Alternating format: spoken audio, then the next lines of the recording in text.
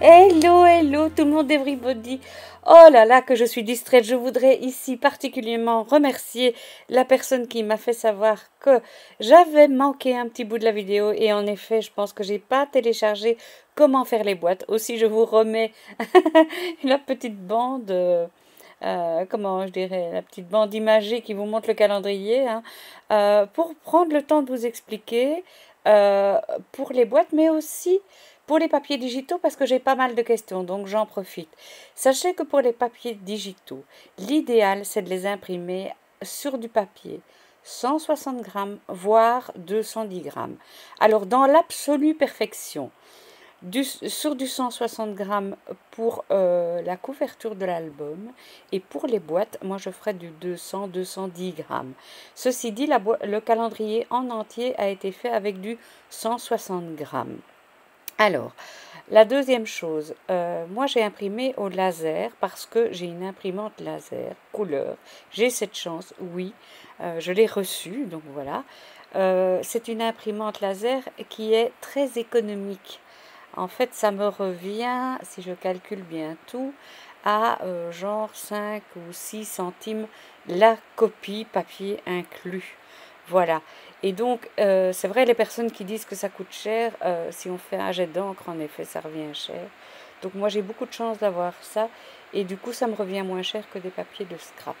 Si vous n'avez pas d'imprimante laser, vous pouvez toujours le faire au jet d'encre avec la crainte que s'il y a de l'eau qui vient dessus, ben voilà, ça craint quand même. Vous pouvez aller chez Bureau Vallée, vous mettez tous vos papiers digitaux sur une clé USB et vous allez chez Bureau Vallée et ils vont vous les imprimer et chez eux c'est du laser. Alors je dis Bureau Vallée parce qu'en France, et vous êtes majoritairement française, c'est là qu'on peut le faire facilement, mais en Belgique vous allez dans un centre de photocopie ou chez un imprimeur et vous le fera aussi. Bien entendu, n'oubliez pas de préciser qu'il vous faut un grammage de papier supérieur au papier de photocopie normal. Voilà, mais écoutez, je vais vous laisser avec la petite vidéo des boîtes et je vous dis à tout bientôt. Merci pour tous vos commentaires en tout cas. N'oubliez pas de mettre un petit pouce et d'agiter la cloche. Vous abonner aussi, hein. Bisous, à bientôt. Voilà les boîtes. On en vient aux boîtes. Alors, les petites boîtes, ça ressemble à ceci. Voilà, voilà. C'est tout simple à faire, vous allez voir, c'est très facile.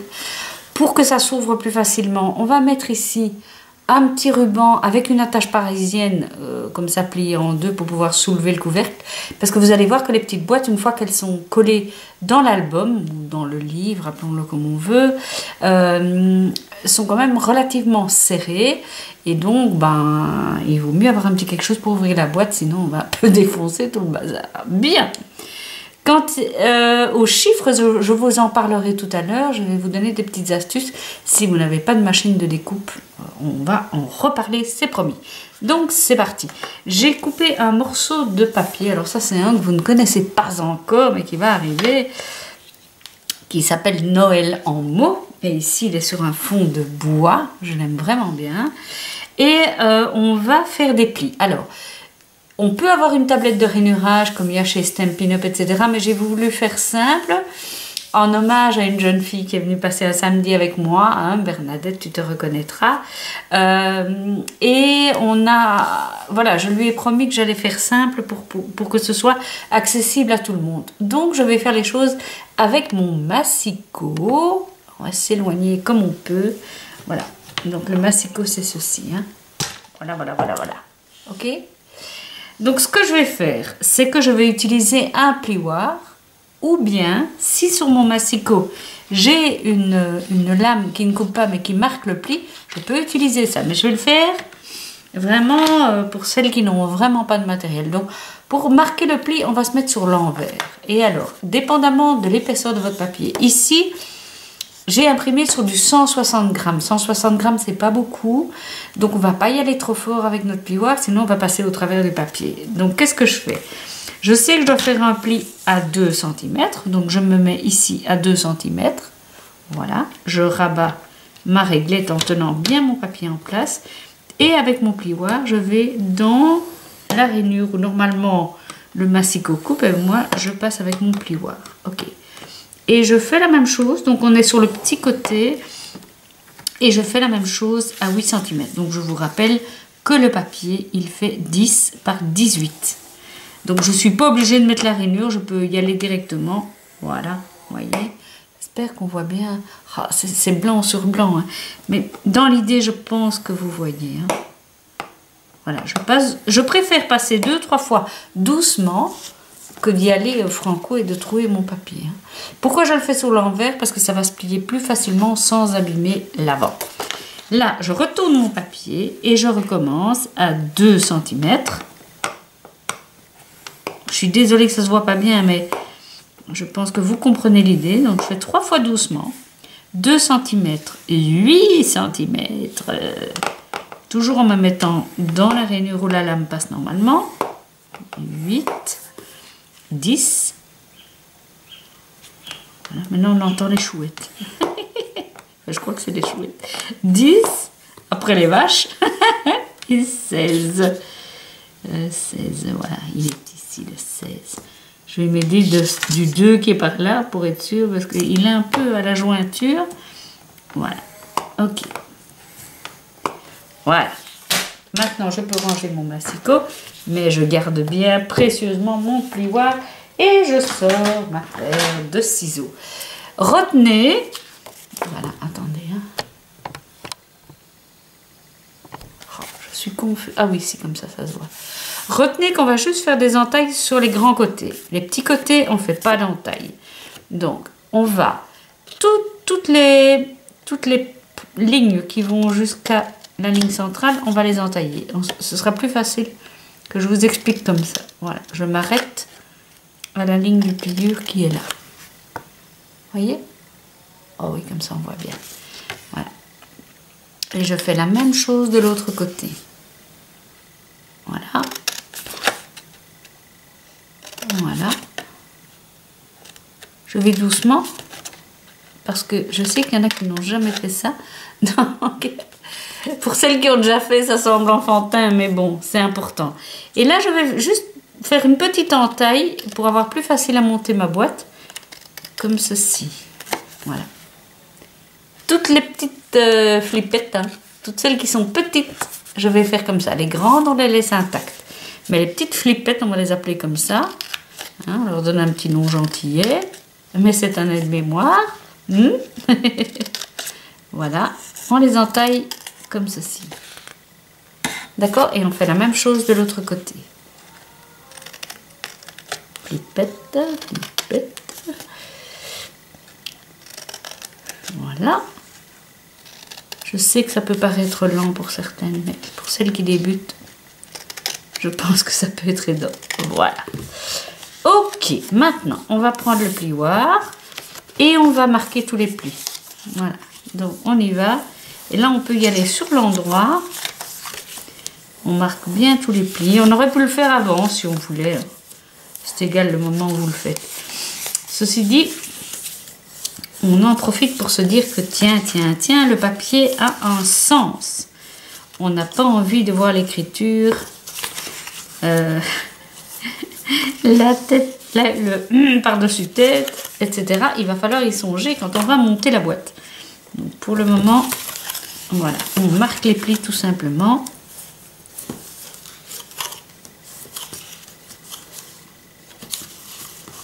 Oui, j'ai oublié de dire que c'est vraiment de l'endroit vers l'envers qu'on marque les plis.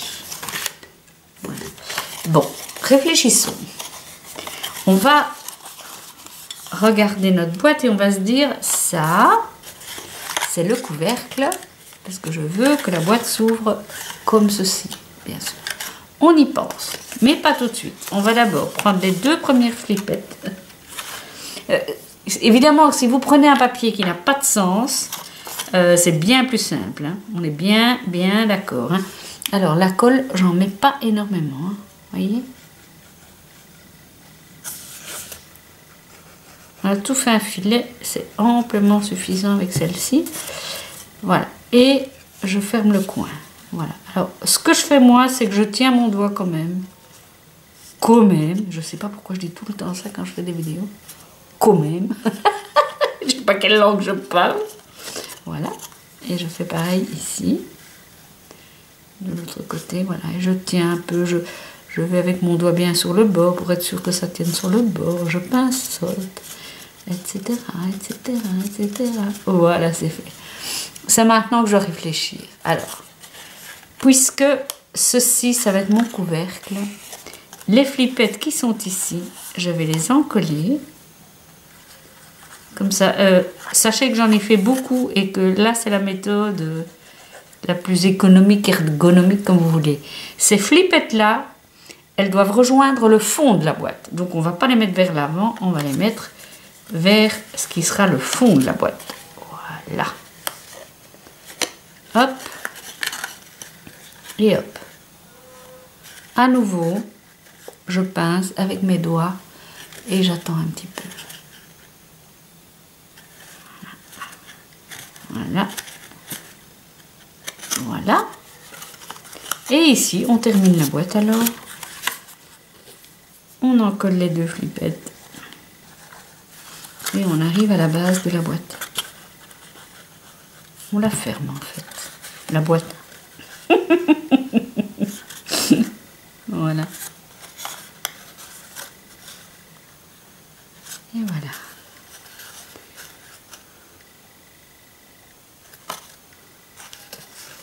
Je fais en temps réel. Vraiment en temps réel. Il n'y a pas d'accélération. Vous le voyez d'ailleurs. Mais c'est juste pour que vous rendiez compte, voilà, du temps que je tiens. Ok. Maintenant que c'est bon, eh bien ma boîte, elle ferme. C'est magnifique. Voilà ma petite boîte toute finie. Avec bien le couvercle qui s'ouvre, avec les écritures à l'endroit. Alors, petite chose, et je remercie encore une fois notre amie dont je parlais tout à l'heure. J'arrive plus à revenir sur son nom. Oh là là. C'est pas grave. Luna. Voilà.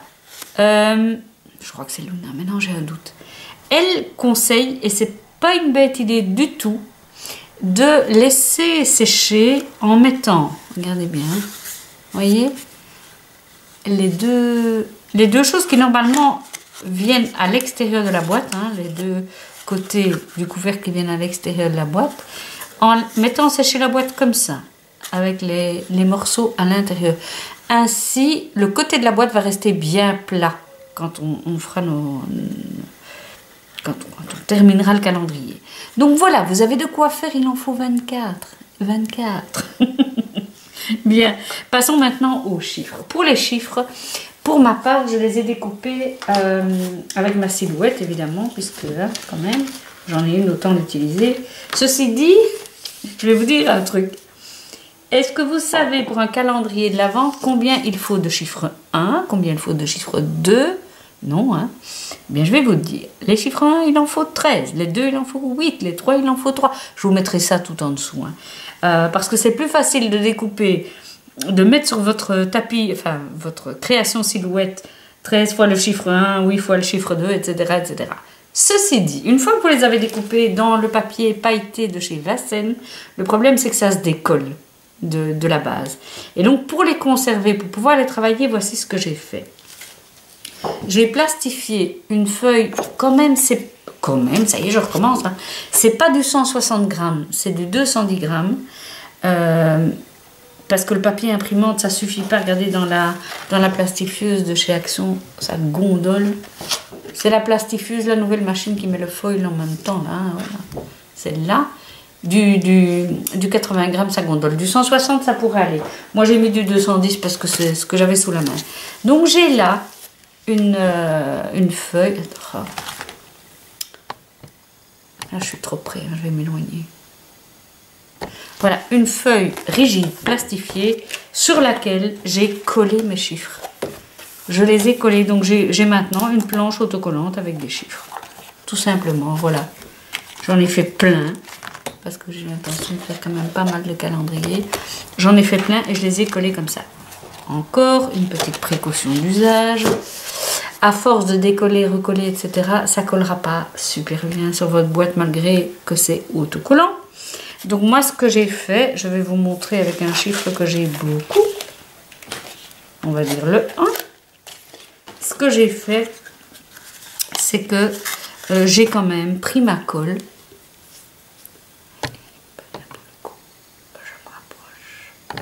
J'ai quand même pris ma colle ici et j'ai mis des petits points. Comme ça, voilà. Hop, hop, hop, hop. Vraiment, voilà, des petits points comme ça. Et puis j'ai collé. Parce que sinon, ça finissait par se décoller. C'est vrai que c'est l'exercice de coller, décoller, coller, décoller. Voilà, c'est pas trop l'idéal. Mais comme ça, vous êtes sûr que ça tient. Je répète, je sais plus si je l'ai dit, mais je répète quand même. Ne prenez pas un papier 160 grammes, essayez de prendre un plus lourd. Maintenant, si vous n'avez que ça, c'est pas grave.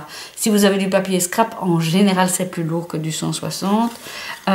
Mais voyez, si on veut garder le calendrier plusieurs années, le 160, ça me paraît un peu léger pour des enfants qui vont manipuler plusieurs fois le bazar. Je ne sais pas ce que vous en pensez, dites-le moi, mais voilà. Donc, on en a fini maintenant avec la structure, les boîtes, les chiffres. Ah oui, pour les chiffres, pour celles qui n'ont pas de machine, j'ai failli oublier. Pour celles qui n'ont pas de machine, si vous allez sur Pinterest et que vous tapez chiffres calendrier de l'Avent, vous allez trouver des chiffres que vous pouvez imprimer et puis découper, soit avec votre massicot, soit avec vos ciseaux. Donc ça, c'est déjà un bon truc. Sinon, dans des blocs d'action comme les derniers qui viennent de sortir, j'ai vu qu'il y avait... Évidemment, ici, c'est en anglais. Attendez. Non, celui-ci, c'est pas en anglais. Mais par contre, comme les étiquettes sont plus grandes que nos boîtes, ça n'ira pas. Il y a un endroit où elles sont bonnes. C'est celle-ci. Non. Bravo Anne-Marie, il n'y a pas de chiffres. Mais j'en ai vu une. Attendez, la trouver. Voilà, ici. Ça pourrait aller pour nous. Voilà. Sauf qu'il y a certains chiffres qui sont en anglais. Mais à part ça, si ça ne vous ennuie pas, ça pourrait aller. Voilà. Donc si vous n'avez pas de machine, vous pouvez toujours imprimer en allant sur Pinterest et vous allez trouver plein de trucs gratuits. Il suffit de taper chiffres calendrier de l'Avent gratuit. Et vous allez voir que vous aurez ce qu'il faut. On se retrouve dans une prochaine vidéo où là, on va faire le montage de l'album. Je vais vous montrer ma façon à moi de mettre le ruban parce que j'ai eu des petites blagues avec la façon dont j'avais procédé précédemment. Et puis, comment coller les boîtes, comment mettre le ruban et mettre des embellissements parce qu'il faut que ce soit un petit peu amusant quand même. Hein, au-delà du fait que c'est déjà pas mal, mais... on va ajouter une petite note de fantaisie. Voilà, je vous embrasse, je vous dis à bientôt et je serai très contente de vous retrouver pour la prochaine partie. Décidément, je vais vous saouler avec ces images.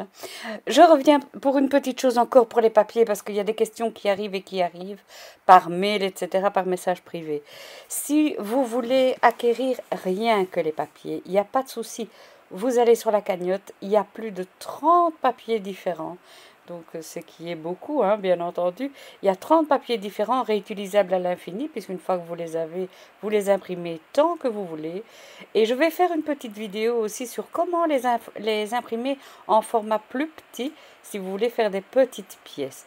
Si jamais ça vous intéresse d'avoir rien que les papiers, il vous suffit de verser 10 € sur la cagnotte et vous avez les 30 papiers, ce qui est quand même énorme, parce que sur le store Silhouette, etc., les papiers sont...